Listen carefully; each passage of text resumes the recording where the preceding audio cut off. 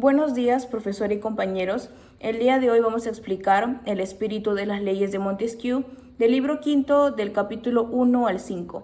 Pero primero hablaremos un poco más sobre Montesquieu. Él fue un filósofo político francés más importante del siglo XVIII. Además, publicó su obra cumbre, El espíritu de las leyes, en 1748. Asimismo, es considerado el padre de la separación de poderes, ya que Montesquieu en su obra hace una crítica hacia el despotismo, el cual es una forma de gobierno donde todo el poder reside en una sola persona. Y el objetivo del libro es comprender el espíritu de las leyes que permiten la vida en sociedad, no de manera abstracta, sino por medio de la observación del ser humano y su relación histórica que éste ha tenido con la ley. En este capítulo Montesquieu nos dice que si la naturaleza de un gobierno es aquello que lo hace ser lo que es, su principio es la motivación que lo lleva a actuar. En este sentido, cada forma de gobierno tiene un principio. Asimismo, se explica que las leyes y la educación deben adaptarse al principio que sostiene cada tipo de gobierno. Además, ese principio es la idea central de cómo debe funcionar el sistema de manera adecuada. Para la monarquía es el honor, para la república es la virtud y para el despotismo es el temor. Por eso, si las leyes y la educación refuerzan estos principios, el gobierno se hace cada vez más fuerte y los ciudadanos responden actuando en coherencia con él. Además, Montesquieu hace una comparación con la física, ya que cada acción tiene su reacción. En cada acción del gobierno produce una reacción por parte de la sociedad. En el caso de la república, él señala que todo debe orientarse a fomentar la virtud, es decir, anteponer el bien común por encima de los propios beneficios personales.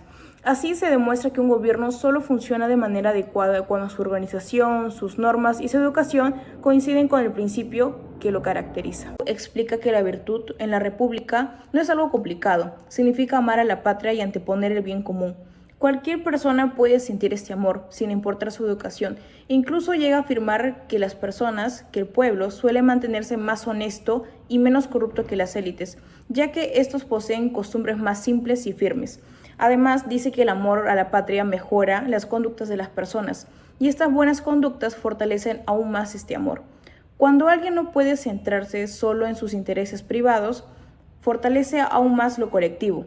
Por eso Montesquieu compara a los ciudadanos virtuosos con los frailes. Como ellos viven con reglas estrictas que les quitan muchos placeres personales, terminan aferrándose con más fuerza a estas mismas reglas. Lo mismo ocurre en la República. Mientras más se limitan las pasiones individuales, más fuerte se vuelve el compromiso con el bien público. Explica que amar a la República en una democracia significa principalmente amar a la igualdad. Para él, la igualdad no es solo un principio político, sino también una forma de vivir. Por eso dice que quienes aman a la patria también deben practicar la frugalidad, es decir, tener una vida más sencilla. Si todos buscan los mismos bienes y oportunidades, entonces todos deben aprender a vivir sin excesos, porque los lujos de unos crearían desigualdad frente a los demás. En una democracia, el deseo de destacar no debe basarse en la riqueza o en el poder personal, sino servir mejor a la patria. Montesquieu señala que todos los ciudadanos tienen el deber de aportar algo al país, cada uno con sus capacidades, porque desde que ya nacen ya están en deuda con la comunidad. Por eso incluso cuando surgen distinciones, porque algunos sirven más o tienen más talento, estas no anulan la igualdad, sino que nacen de ella. También indica que la frugalidad protege a la igualdad. Un ciudadano no debería usar sus riquezas para sobresalir por encima de otros, porque esto rompería con el equilibrio democrático. En cambio, las democracias pueden invertir en lo público, grandes obras, celebraciones o gastos colectivos, como ocurrió en Atenas y Roma en estas grandes magnificencias. Eran posibles porque las personas llevaban una vida sencilla en lo privado. Finalmente, Montesquieu dice que una buena democracia no necesita ciudadanos extremadamente ricos ni sabios, sino personas con buen sentido, moderación y satisfacción con lo que tienen. Una república funciona bien cuando forma ciudadanos que se conforman con una fortuna mediana y viven de manera equilibrada. Por eso asegura la estabilidad y la felicidad común. Mi nombre es Luciana Cárdenas y en esta parte del video voy a explicar el capítulo 4 y 5 del libro quinto del espíritu de las leyes de Montesquieu. En estos dos capítulos, Montesquieu analiza cómo debe ser la educación según el tipo de gobierno, ya sea el que sea. En concreto, explica la educación adecuada para la aristocracia y la democracia, destacando que Cada forma de gobierno tiene un principio moral diferente y este debe ser reforzado a través de la educación. Nuestra exposición mostrará cómo la educación no solo forma personas, sino que también garantiza la estabilidad política y evita la corrupción del régimen. Vamos a empezar con el capítulo 4, la naturaleza de la aristocracia.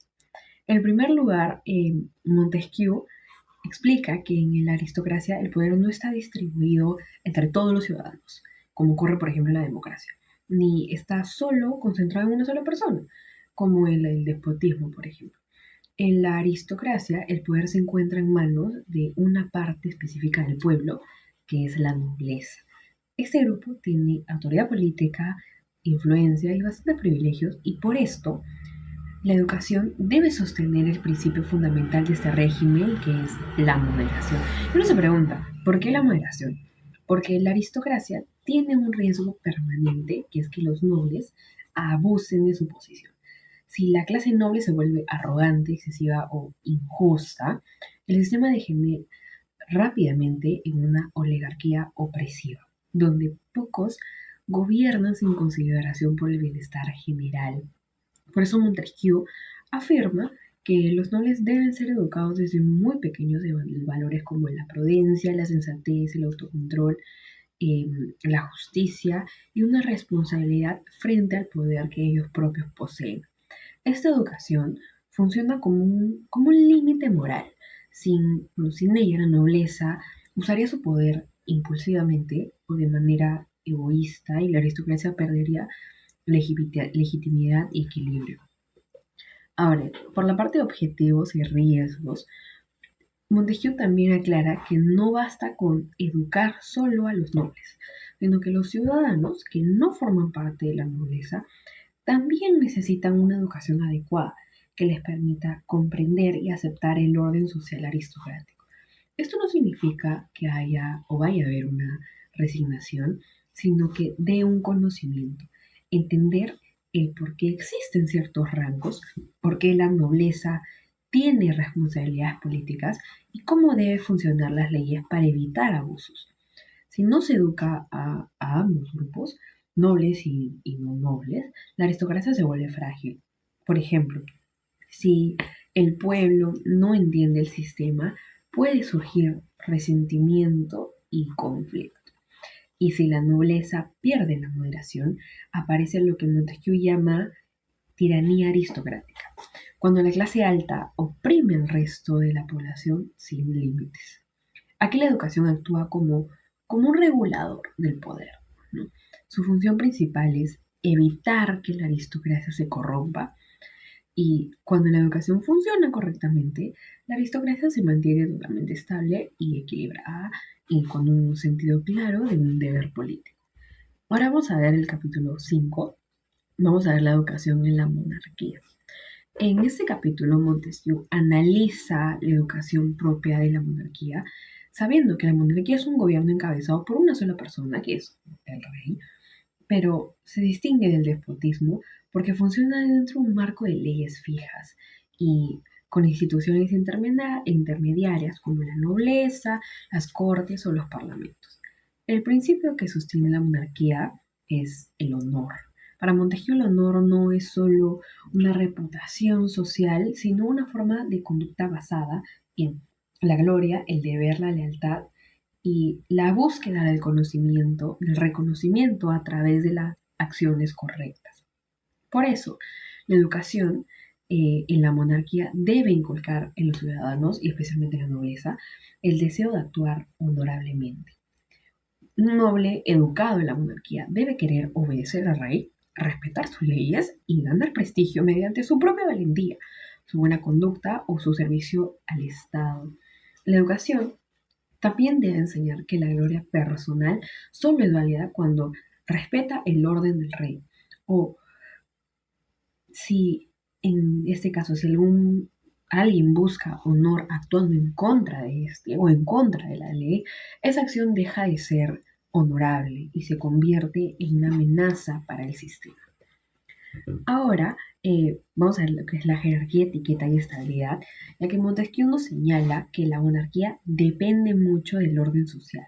La sociedad monárquica está organizada por jerarquías, títulos y privilegios, y cada uno tiene un papel definido. Por eso, la educación tiene que reforzar esas diferencias sociales, no para oprimir, sino para mantener la armonía de un sistema. La educación monárquica debe enseñar normas de cortesía, etiqueta, protocolo, un respeto por las leyes y formas de comportamiento que reflejan una dignidad y un control. Estas reglas sociales no son superficiales, crean un equilibrio en donde cada persona sabe cómo comportarse y qué esperar de los demás.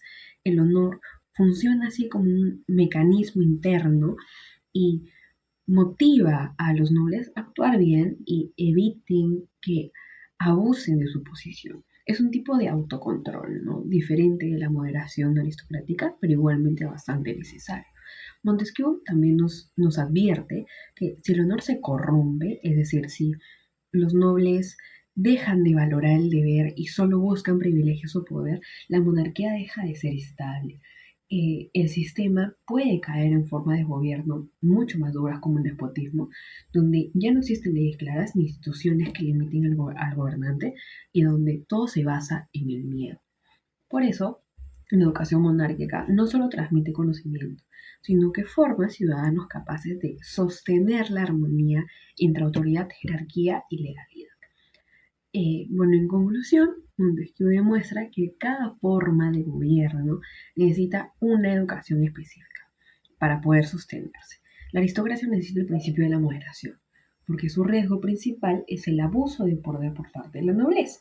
Por eso, educa para formar prudencia, autocontrol y equilibrio. Por otro lado, la monarquía necesita el principio del honor, porque su estabilidad depende del respeto al rey y de la jerarquía social y de una buena conducta de la nobleza.